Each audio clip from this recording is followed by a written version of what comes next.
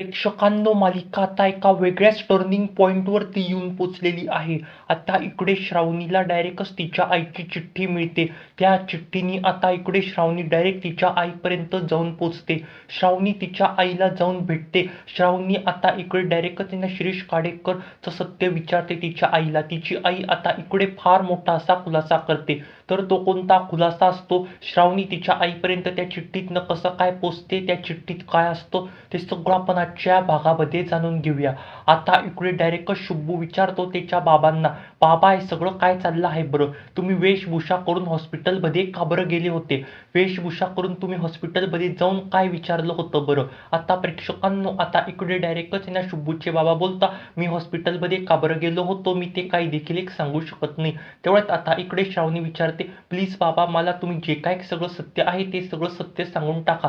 तुम्ही मला सत्य सांगितल्यावरती आता जे काय सगळं सत्य असेल ते मला कळलं, त्याच्यानेच मी माझ्या आईपर्यंत जाऊन पोहोचू शकेल. आता प्रेक्षकांनो, इकडे डायरेक्ट शुभूचे बाबा बोलता, एक गोष्ट माझ्याकडे आहे श्रावणी, मी ती तुला देऊ शकतो. असं म्हणून प्रेक्षकांनो, आता इकडे श्रावणीची आईच डायरेक्टच आहे ना एका ठिकाणी जाते, खड्डं खणते आणि तिथून एक असा पिटारा एक बॉक्स काढते आणि तो बॉक्स घेऊन ती डायरेक्टच आहे ना श्रावणी पुढे जाते. आता प्रेक्षकांनो, इकडे डायरेक्ट शुभूचे बाबा बोलता, हा बॉक्स श्रावणी, ह्या बॉक्समध्ये एक चिठ्ठी आहे, ही चिठ्ठी तुझ्या आईने तुला दिली होती बरं.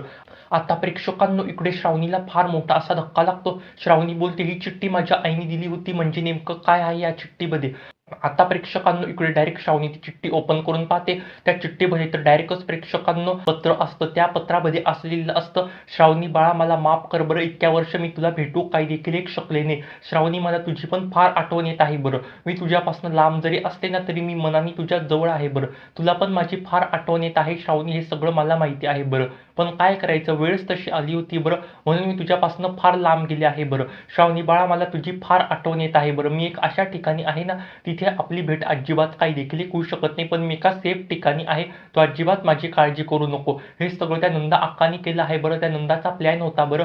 हे सगळ्या कट करत असताना बरी नंदाच सामील आहे बरं. आता प्रेक्षकांनो, त्या लेटरनी डायरेक्ट श्रावणीला हिंट मिळते. त्या लेटरनी श्रावणी बोलते, वा वा वा वा, थँक्यू सो मच शुभूचे बाबा, आज तुमच्यामुळे मला हे सगळं सत्य कळालेलं आहे बरं. आता ह्याच लेटरनी मी माझ्या आईपर्यंत पोहोचू शकेल. आता हेच लेटर मला माझ्या आईपर्यंत पोहोचवून देऊ शकेल. आता ह्याच लेटरनी जे काय सगळं सत्य आहे ना शिरीष काडेकरचं, ते सगळं समोर येईल. आता प्रेक्षकांनो, इकडे शुभूला काही देखील एक कळत नसतं. शुभूच्या बाबांना पण कळत नसतं. ते बोलता, हे सगळं काय बोलत आहे बरं तू? तुला कसं काय सगळं सत्य कळेल ह्या लेटरनी, म्हणजे नेमकं काय आहे बरं?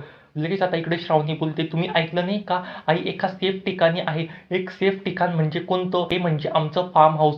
आमचं फार्म हाऊस एका एकदम अडचणीच्या ठिकाणी आहे, एकदम दूर आहे. त्याच फार्म हाऊसवरती आता इकडे माझी आई असेल. आता प्रेक्षकांनो, इकडे शुभूला तर फार मोठा असा धक्का लागतो. शुभू बोलतो, हो तिथेच तुमची आई असू शकते बरं. असं म्हणून प्रेक्षकांनो, आता ते दोघं देखील त्या फार्म हाऊसच्या दिशेने चालले जातात. पण ते फार्म हाऊस तिथून फार दूर असतं, तिथून खूप वेळ लागणार असतो. त्यावेळेस आता रस्त्यामध्ये शुभू पण बोलतो आता इकडे श्रावणीला, श्रावणी मॅडम आता तुमच्या आईची तुमची भेट होईल, लवकरातच तुमच्या आईची तुमची भेट होईल. आता एकदा तुमच्या आईची तुमची भेट झाली ना, जे काय सगळं सत्य आहे शिरीष काडेकरचं ते सत्य आता समोर येईल. आता इकडे श्रावणी पण बोलते, मी ह्या क्षणाची किती दिवसापासून वाट बघत होते, पण आता हे सगळं तुझ्या बाबांमुळे मला कळालं आहे बरं. असं म्हणून प्रेक्षकांनो, आता ते पण फार्म हाऊसवरती पोहोचतात. पण प्रेक्षकांनो, तिथे एक सिक्युरिटी गार्ड असतो, तो त्यांना काही देखील एक आतमध्ये जाऊ देत नसतो. तो बोलतो, तुम्ही ते का बरं आला आहात बरं? तेवढ्यात प्रेक्षकांनो शुभू बोलतो, मला फार्म हाऊसमध्ये जायचं आहे बरं. सिक्युरिटी गार्ड पण बोलतो, फार्म हाऊसमध्ये तुम्ही काही देखील एक जाऊ शकत नाही. तेवढा शुभू बोलतो, का बरं आम्ही फार्म हाऊसमध्ये जाऊ शकत नाही? तो सिक्युरिटी गार्ड बोलतो, ह्या फार्म हाऊसचं काम चालू आहे बरं. पण प्रेक्षकांनो, आता इकडे श्रावणी कशी मशी माफ करून डायरेक्ट त्या फार्म हाऊसमध्ये पोहोचते आणि ती तिथे बघते तर काय प्रेक्षकांनो, तिची आई डायरेक्टच तिथे असते. त्याच्याने तिला फार मोठा असा धक्का लागतो. आता इकडे श्रावणी दुसरा तिसरा काही देखील एक विचार करत ते डायरेक्ट तिच्या आईला जाऊन अशी घट्ट अशी मिठी मारते. श्रावणी ढाळढाळ रडू लागत असते. आता प्रेक्षकांनो, इकडे डायरेक्टच आहे ना श्रावणीच्या आईला पण आहे ना खूप असा आनंद झालेला असतो. श्रावणीची आई पण आहे ना तिला मिठी मारून फार ती पण रडू लागत असते. ती बोलते, श्रावणी बाळा कशी आहेस बरं, तू किती मोठी झाली बरं, मी तुला एकदम लहान असताना बघितलं होतं, पण आता तू फार मोठी झाली आहे बरं. तेवढ्यात प्रेक्षकांनो, श्रावणी पण बोलते, आई आई तू बरं झालं बरं आली, तू मला बरं झालं मला तू भेटली, किती वर्षापासून मी ह्या क्षणाची वाट बघत होते बरं. आता प्रेक्षकांनो इकडे डायरेक्टच आहे श्रावणी पण बोलते, हे सगळं काय चाललं आहे बरं, ह्या घरामध्ये हे सगळं काय होतं बरं, तो शिरीष काडेकर कोण आहे, सगळं काय चाललंय, तू घर सोडून का बरं गेली होती बरं. आता प्रेक्षकांनो तिथे काय जबरदस्त अशी शिरीष काडेकरची एंट्री होते. आता प्रेक्षकांनो तिथे डायरेक्टच ना शिरीष काडेकर येतो. शिरीष काडेकर येऊन प्रेक्षकांनो फार मोठा असा खुलासा करतो. शिरीष काडेकर प्रेक्षकांनो तिथे येऊन खूप मोठा असा चमत्कार करतो. शिरीष काडेकर डायरेक्टच बोलतो, या सगळ्या कोर्ट कारस्थानामध्ये ही नंदा अक्का सामील होती बरं, ह्या नंदा अक्काने हे सगळे कोर्ट कारस्थानं केले होते बरं, यांनी जी नाही सगळं केलं होतं, यांनीच मला मेंटल हॉस्पिटलमध्ये पण टाकून दिलं होतं बरं, यांचाच हा सगळा प्लॅन होता अख्खी प्रॉपर्टी गिळायचा, त्यांना अख्खी प्रॉपर्टी स्वतःच्या नावावरती करून घ्यायची होती बरं, याच्याकरताच त्यांनी सगळे कोर्ट कारस्थानं केले आणि श्रावणीच्या आईला पण घराच्या बाहेर हाकलून दिलं बरं.